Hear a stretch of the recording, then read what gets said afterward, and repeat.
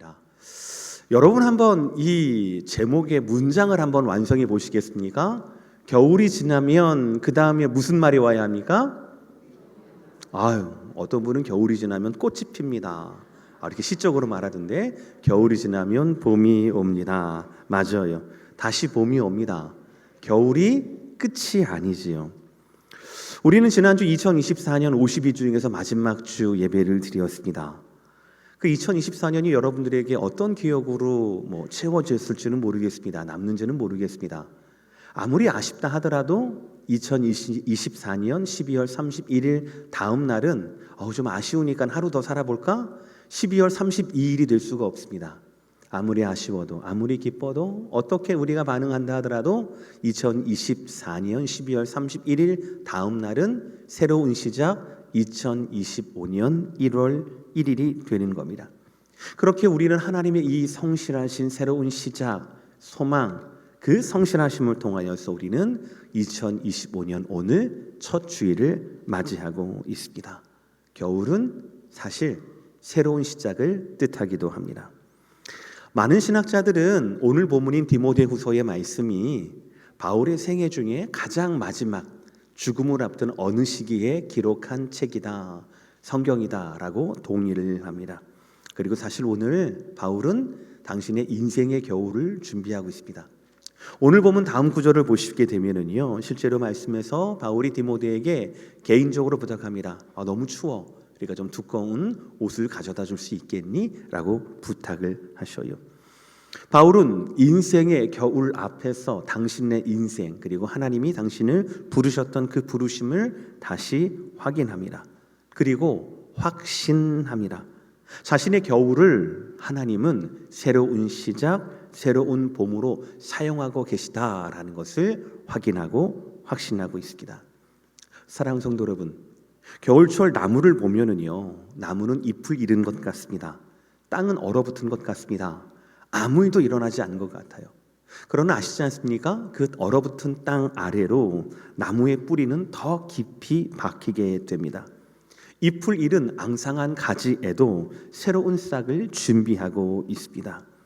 여러분은 지금 볼 수 없지만 우리의 인생에 겨울이 온다 하더라도 하나님은 이 겨울 속에서 새로운 시작, 봄의 시작을 하고 계시다라는 거예요.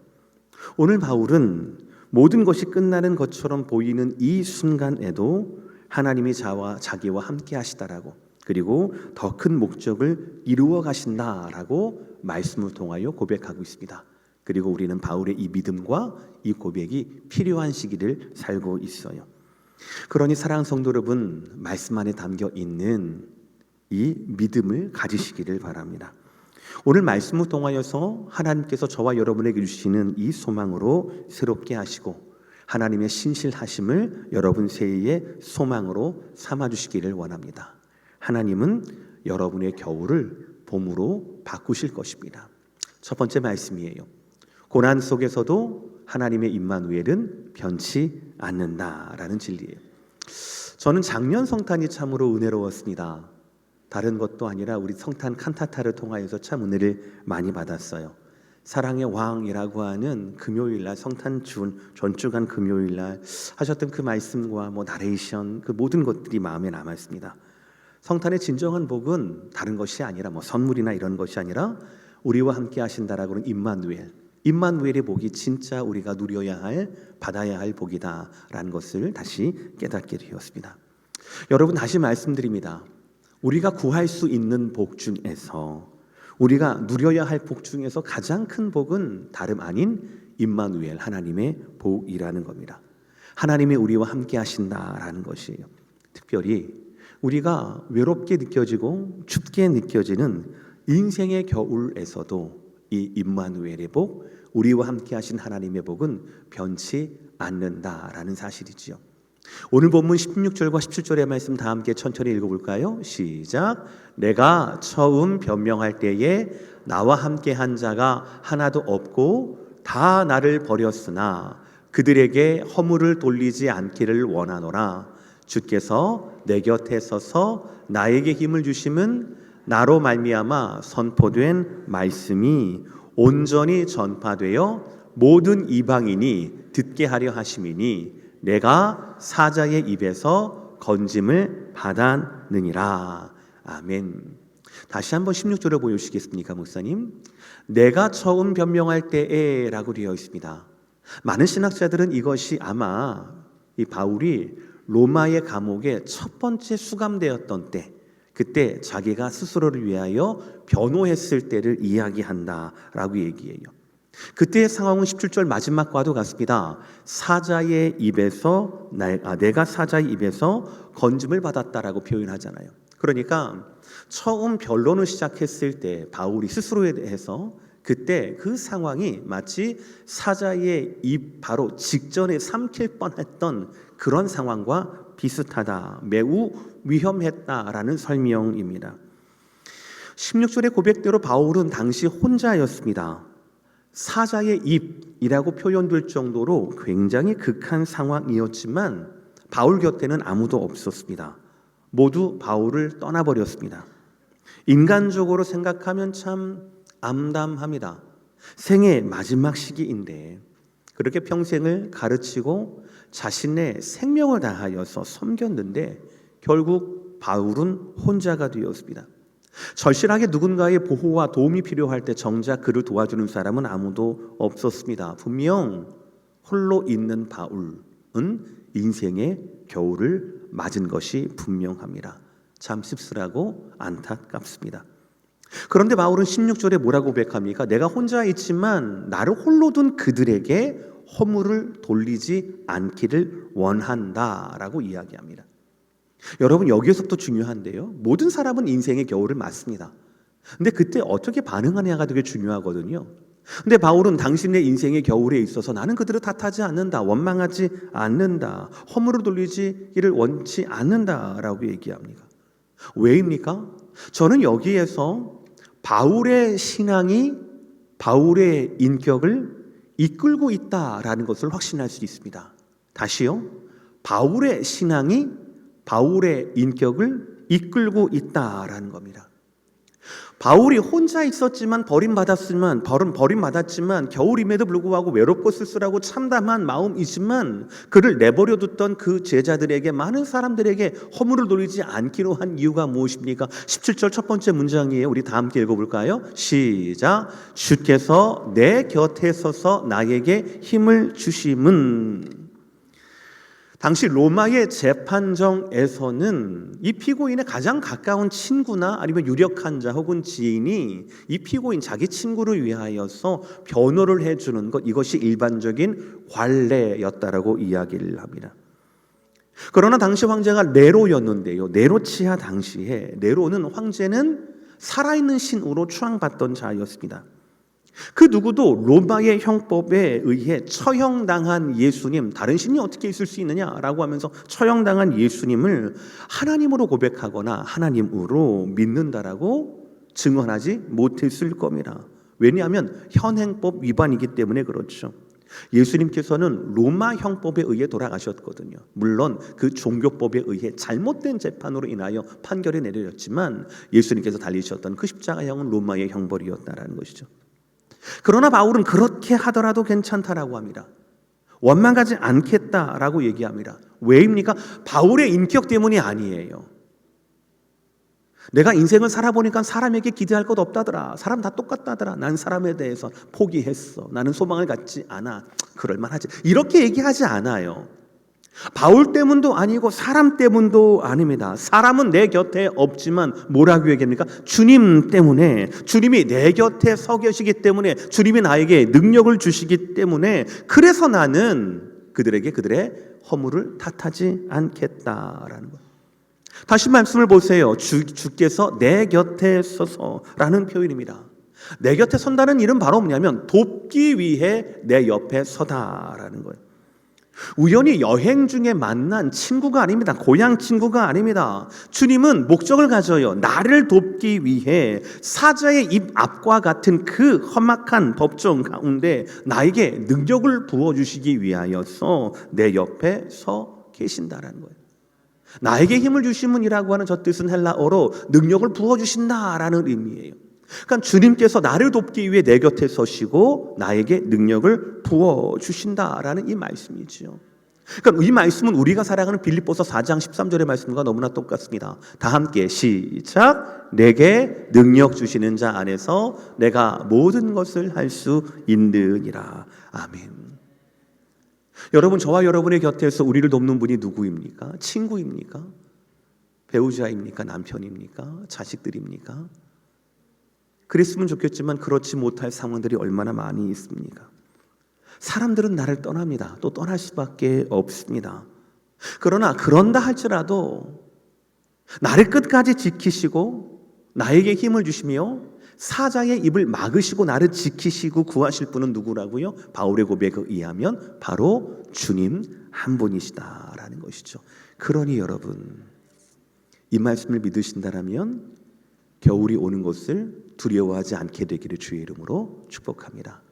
인생의 겨울을 두려워하지 않으셔도 돼요. 왜입니까?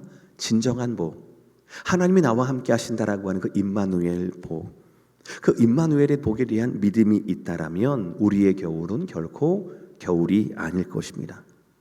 오히려 유익이 있습니다. 홀로 있을 때 고난 가운데 주님의 함께 하심을 누릴 수가 있지요. 주님의 일하심을 목격할 수가 있습니다. 주께서 내 곁에 서서 나를 위해 일하신다라고 하는 그 능력과 복을 확인할 수 있기 때문에 그렇습니다.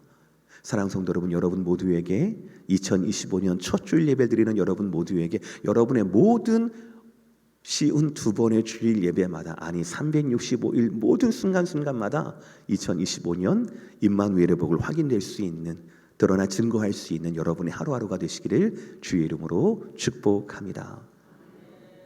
두 번째, 겨울은요, 우리에게 사명을 완수하게 하는 계절이다라는 거예요. 바울의 16, 17절의 고백을 통해 보건대 아마도 바울은요, 홀로 있어야 할 그 재판장에서 결코 위축되지 않았을 겁니다. 그에게 능력을 부어주시는 하나님이 옆에 있으니까요. 약해질 만도 한데 그의 곁에서 임마누엘의 하나님이 곁에 서서 그에게 능력을 부어주셔요.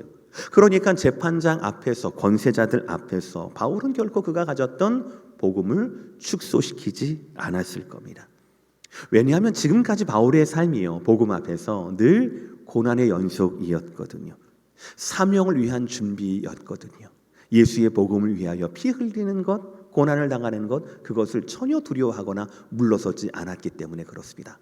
디모데후서 2장 3절, 우리 지난주에 우리에게 주시는 말씀이에요. 시작. 너는 그리스도 예수의 좋은 병사로 나와 함께 고난을 받으라. 여러분, 이 말씀에서 나는 누구입니까? 바울입니다. 너는 누구입니까? 디모데입니다. 그러니까 바울은 디모데에게 너는 나와 함께 고난을 받아라. 그러니까 나는 지금 고난을 받고 있는 중이다라는 것이죠. 좋은 병사는 주님을 위하여 받는 고난을 두려워하지 않습니다. 피하지 않습니다. 그리고 자기의 생활에 얽매이지 않습니다. 자기의 기쁨과 안전을 도모하지 않습니다. 고난과 훈련 가운데 어떻게 하면 하나님을 기쁘시게 할 것인지, 나를 부르신 하나님을 기쁘시게 할 것인지를 생각합니다. 혹독한 계절, 외로운 겨울에서도 하나님의 기쁨을 구합니다. 그것이 그리스도의 좋은 병사라고 할 수가 있겠죠. 오늘 말씀도 그렇습니다. 1대지에서 설명드린 것처럼 사람들은 모두 다 바울을 떠나지만 주께서 바울 곁에 서서 힘을 주고 계셔요. 근데 여러분, 그 이유가 중요합니다. 주님께서 왜 사람들 다 떠났고 이제 생도 얼마 남지 않는 이 바울의 곁에 서서 능력을 부어주시는 걸까요? 말씀은 왜라고 그 이유를 말씀할까요? 그 다음 구절이에요. 17절 하반절 말씀. 한글역에는 없는데요, 헬라 번역에는 있습니다. 왜냐하면 내가 네 곁에 서서 너에게 힘을 주는 이유가 있어. 왜냐하면, 그 다음 시작. 나로 말미암아 선포된 말씀이 온전히 전파되어 모든 이방인이 듣게 하려 하심이니 내가 사자의 입에서 건짐을 받았느니라. 할렐루야. 자, 저를 보시고요, 제 머리 뒤를 보시고요, 다시 한번 우리 배너를 읽어볼까요? 내년 배너. 나로 말미암아. 시작.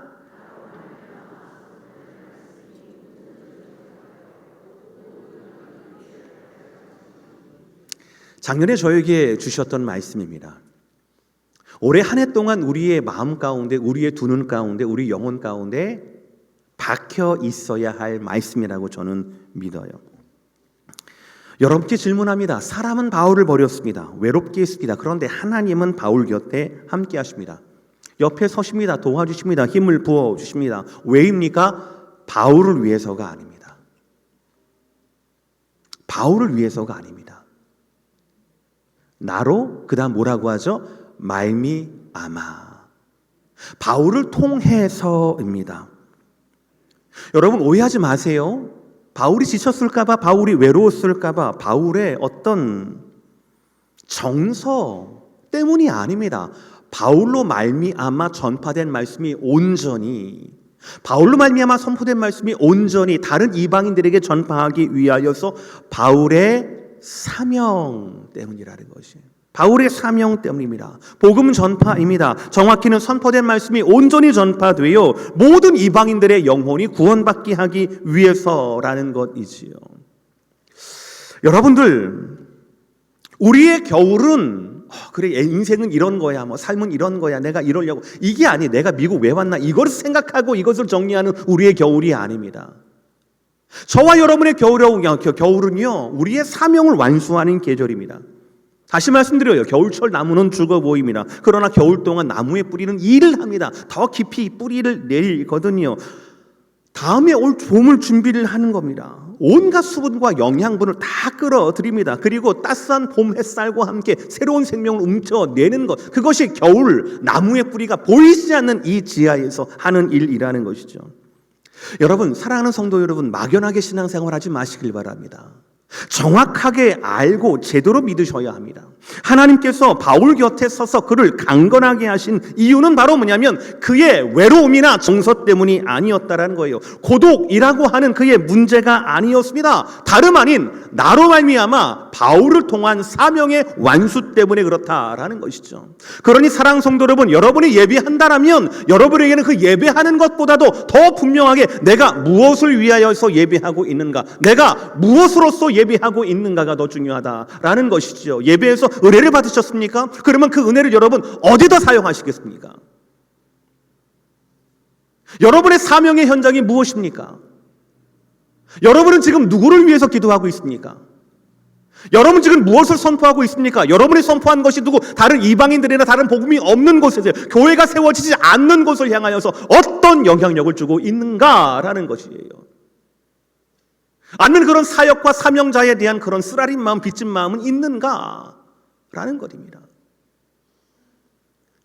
바울이 외로울까봐, 지칠까봐, 우울증 걸릴까봐 바울 곁에서 힘을 주시고 내가 너와 함께 있어 위로를, 이게 아닙니다. 하나님께서 사자 입 가운데 있었던 바울 곁에 서셔서 그에게 능력을 부어주신 이유는 바울의 사명 때문에, 나로 말미암는, 바울로 말미암는 바울의 맡기신 사명, 복음 전파 때문에 성도만이 할 수 있고 교회만이 할 수 있는 그 복음 전파의 사명 때문에 하나님은 우리에게 겨울을 주시고 겨울에도 우리 가까이 함께 하신다라는 것이에요. 그러니 사랑하는 성도 여러분, 어떤 상황 가운데서도 그 상황만 바라보고 하나님 나한테 왜 이런 문제를 주십니까? 이런 시험을 주십니까? 라고 하지 마십시오. 우리는 좋은 병사입니다. 자기의 생활을 추구하는 사람들이 아닙니다. 자기의 안전을 도모하는 사람이 아닙니다. 나를 기쁘게 하는 것이 아니라 나를 부르신 이를 기쁘게 하는 것이 저와 여러분의 본질이라는 것이에요. 믿으십니까? 믿으시면 아멘 하시길 바랍니다. 너무나 똑같습니다. 요한복음 15장 16절 시작. 너희가 나를 택한 것이 아니요 내가 너희를 택하여 세웠나니 이는 너희로 가서 열매를 맺게 하고 또 너희 열매가 항상 있게 하여 크게 내 이름으로 아버지께 무엇을 구하든지 다 받게 하려 함이라. 할렐루야. 기억하세요. 주님이 우리를 세우셨습니다. 왜 세우셨습니까? 열매를 맺기 위해 세우셨어요. 그리고 열매를 맺기 위하여, 그 사명을 온전케 하기 위하여 우리 옆에 서서 우리의 기도를 들으시고 우리에게 능력을 부어주신다라고 말씀하십니다. 인생의 추운 겨울을 맞으셨습니까? 아시잖아요. 영원한 겨울은 없습니다.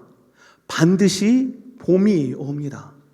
그러면 그 봄을 위하여서 그 봄의 생명과 더 풍성한 열매를 얻기 위하여 겨울엔 여러분 무엇을 해야 합니까? 더 뿌리를 뻗어야 합니다. 더 사명을 위해 살아가는 저와 여러분이 되어야 할 것입니다. 사랑하는 성도 여러분, 2025년 한 해는 아무리 엄혹한 시절이다 하더라도 내가 아니라 나로 말미암아 나를 통하여 일하시는 하나님을 기대할 수 있는 저와 여러분 되시기를 주의 이름으로 축복합니다. 그러므로 오늘 설교의 결론이 뭡니까? 3대지 시작. 이 겨울의 주인도 누구라고요? 우리 교회는 내일 새벽부터 새벽 순종을 진행을 합니다. 3주간 동안 진행을 해요. 제가 인도합니다. 다른 거 아닙니다. 하루의 시작을 예배로 시작하자, 하루의 시작을 말씀으로 시작하자, 하루의 시작을 찬송으로 시작하자라는 것입니다. 도전입니다. 여러분, 제가 약속드릴 수가 있어요. 여러분이 여러분의 첫 시간을 하나님께 드린다라면 하나님이 나머지 시간을 여러분이 할 수 없는, 알 수 없는, 여러분이 경험할 수 없었던 놀라운 은혜로 채워주실 것을 저는 그렇게 분명히 믿습니다. 지난달 24년 12월 한 달 동안 저는 요한계시록의 말씀을 새벽마다 묵상을 했습니다. 너무너무 많이 은혜를 받았어요. 그 중에 제가 기억되는 가장 큰 은혜는 바로 뭐냐면 한 줄로 요약하면 이렇습니다. 세상도 교회도 시간도 모든 것이 하나님의 것이라는 거예요. 세상도 하나님의 것, 교회도 하나님의 것, 시간 있잖아요. 시간, 과거, 현재, 미래, 이 시간도 결국 모두가 하나님의 것이라는 거예요. 12월 한 달 동안 저는 사도 요한을 계속 묵상을 했어요. 상상을 했습니다. 동료는 모두 순교했지요. 목회하던 교회는 흔들리고 있습니다. 첫상을 잃어버렸다라고 평가를 받았어요. 로마 당국은 나를 반모섬에 가둬버렸습니다. 유배를 보내버렸어요. 그리고 나는 늙어가고 있습니다. 이렇게 섬에 갇히고 나이에 갇히고 상황에 갇혔습니다. 얼마든지 낙심할 만합니다. 낙담할 만하지요. 유일한 소망이 있다라면 꺼져가는 이 생명, 하나님 빨리 나를 불러주셔서 이런 나쁜 거를 보지 않고 하나님 나를 빨리 갔으면 좋겠다라고 할 만합니다. 사도 요한을 상상하면 그런 감정이 느껴지거든요. 그러나 여러분 모든 것에 갇혀 있었던 사도 요한에게 하나님이 전혀 다른 섭리와 선물을 허락하십니다. 뭡니까? 눈을 뜨게 하셔요. 귀를 열게 하십니다. 그래서 지금 고난받고 있는 이 교회도 하나님의 것, 내 것이다 라고 말씀합니다. 그리고 앞으로 오게 될 새 하늘과 새 땅과 새 예루살렘 성전도 내 것이다 라고 말씀을 하셔요. 그걸 보여주시고 그거를 들려주십니다. 그래서 그때부터 사도 요한은 오늘의 상황이 아니라 영원한 하나님의 그림을 노래할 수 있게 되는 겁니다. 단순히 늙고 외로운 사도의 위로를 위하여서 주님이 오신 것이 아니에요. 위로가 아니라니까요. 섬에 갇히고 나이에 갇히고 상황에 갇혔던 사도 요한도 하나님으로 말미암아 꿈을 얻게 되고 비전을 얻게 됩니다. 사명을 얻게 됩니다. 영원히 지워지지 않을, 영원히 무너지지 않을 하나님의 나라를 선포하게 된다라는 것이죠. 그래서 핍박을 받는 교회 가운데, 박해를 당하는 성도 가운데 살아있는 하나님의 말씀을 전하게 하는 것, 다시 한번 사명으로 말미암아 사도 요한을 불태우게 한 것, 그것이 바로 요한계시록의 하나님의 일이었거든요. 물론 현실은 변하지 않습니다. 반모섬에서 풀려났다 이런 기록은 없습니다. 그러나 하나님의 보여주시는 비전과 하나님의 들려주시는 그 말씀으로 말미암아 사도 요한은 절망이 소망으로 바뀌게 되고 맨 마지막 뭐라고 합니까? 이 모든 말씀에 아멘, 주 예수여 오시옵소서. 평생을 주님만을 바라봤던 사도 요한이지만 그 인생의 말년 가운데 온갖 것에 갇혀있는 그 사도 요한에게 하나님은 말씀을 주시고 비전을 주셔서 그로 말미암아 아멘 하게 하시고 주 예수여 오시옵소서라고 다시 한번 소망으로 일어나게 하시지 않으셨습니까? 오늘 바울도 마찬가지예요. 지금 바울 변할 사람은 아무도 없어요. 모두 다 그를 버렸습니다. 그러나 그는 어느 누구도 원망하지 않습니다. 왜냐하면 주님이 옆에 계시기 때문에 그래요. 힘을 주시기 때문에 그렇습니다. 그러니까 나 때문이 아니라 주님으로 말미암아 선포된 말씀 때문에 사도 바울은 누구도 원망하지 않고 사명에 충만하고 있다라는 것이죠. 사명을 붙들고 있는 사도 바울을 하나님은 끝까지 지키시고 곁에 서셔서 힘을 주셔요. 사자의 입에서도 건져주셔요. 이것이 우리가 오늘 보았던 16절, 17절의 말씀이에요. 그런데 여러분, 여기에서 하나님은 바울 옆에 계시고 바울에게 힘을 주시는 이유가 바울 때문이 아니라 바울의 사역 때문이라고 하셨는데 좀 서운한데요. 이런 마음이 혹시 있으실 수 있잖아요. 아니 하나님 나를 사랑의 대상이 아니라 사역의 도구로 삼으시는 건 아닙니까? 좀 서운합니다. 어쩜 이럴 수가 있어요? 달면 삼키고 쓰면 뱉으려고 하셨나요? 뭐 이런 서운한 마음이 있을 수가 있잖아요. 그것이 옳습니까? 아니요. 땡! 틀렸습니다. 옳지 않습니다. 18절의 말씀 다 함께 읽겠습니다. 시작. 다시 18절 시작. 주께서 나를 모든 악한 일에서 건져내시고 또 그의 천국에 들어가도록 구원하시리니 그에게 영광이 세세 무궁토록 있을지어다. 아멘이라고 했어요. 아까 17절 말씀에 주께서 내 곁에 서서 나에게 힘을 주신다, 능력을 주신다. 왜냐하면 나로 말미암아 따따딱 이렇게 되어 있죠. 그렇죠? 근데 거기에서 하나님 말씀이 끝나는 게 아니에요. 거기서 끝나는 것이 아니라 18절의 말씀에서는 나를 직접 목적으로 칭해 주신다라는 것이죠. 주께서 나를 이해해요. 아까 전에 나를 통하여 나로 말미암아 였는데 지금은 주께서 나를입니다. 바울의 사역이 아니라 바울 그 자체를 목적으로 두 가지를 약속을 하시는 거예요. 첫 번째 약속이 뭡니까? 모든 악한 일에서 내가 너를 구해주겠다라는 말씀이에요. 모든 악한 일에서 구원하시고 건져내시고라는 거예요.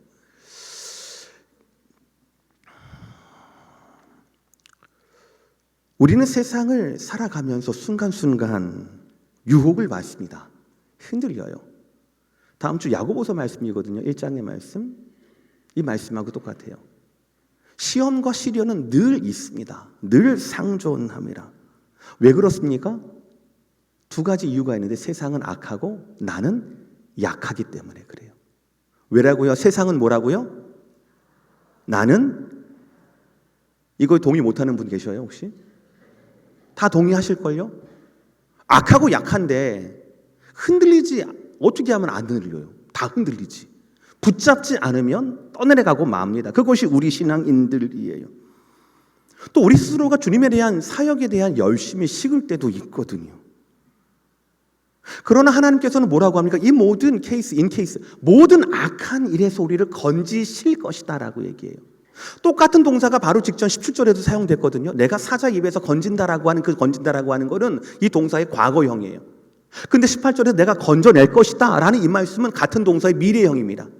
그러니까 지금까지 내가 너를 모든 고난에서 건져내었듯이 앞으로도 어떤 고난과 어떤 시험과 시련 가운데서도 나는 변함없이 너를 건져낼 것이다 라고 말씀하고 있는 거예요.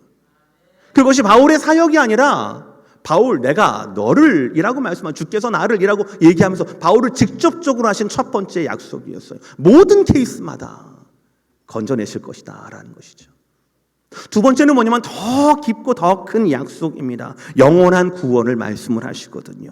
뭐라고 하십니까? 또 그의 천국에 들어가도록 구원하시리니라고 말씀하고 있어요. 바울은 주님으로 인하여 영원한 구원을 지금 확증받은 겁니다. 마치 요한계시록의 사도 요한과 똑같아요. 반모섬에 갇혀 지낸 노사도, 그 사도의 눈과 귀를 하늘보좌로 연결시켜 주셨던, 그래서 아멘 주 예수의 오시옵소서라고 얘기했던 그 사도 요한처럼 주님께서는 바울에게도 똑같이 역사하시는 거예요. 그를 사자의 입에서뿐 아니라 외로움에서뿐 아니라 앞으로 온갖 어려움에서뿐만 아니라 건져내실 뿐 아니라 결국 그를 영원한 하나님의 나라에 구원하실 것이다 라고 말씀하고 있어요. 그러니까 결국 오늘 18절의 말씀은 두 가지가 확실한 겁니다. 바울에게 직접적으로 약속하시는 거예요. 지금까지 바울의 삶은 크고 작은 고난이 있었습니다. 쉽게 끝나지 않은 겨울이었어요. 그러나 그때마다 하나님이 그를 건져내셨습니다.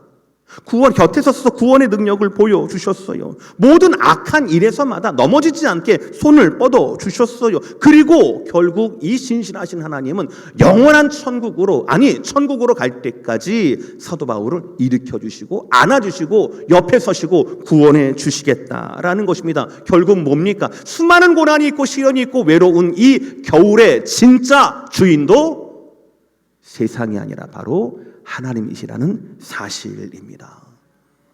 말씀 마무리하겠습니다. 사랑하는 성도 여러분, 우리가 사는 이 남가주의 1월은 겨울입니까? 봄입니까? 알쏭달쏭하죠? 네. 겨울 같은 봄인가요? 새벽엔 겨울이다가 낮에는 봄입니까? 모르겠습니다. 축복이에요.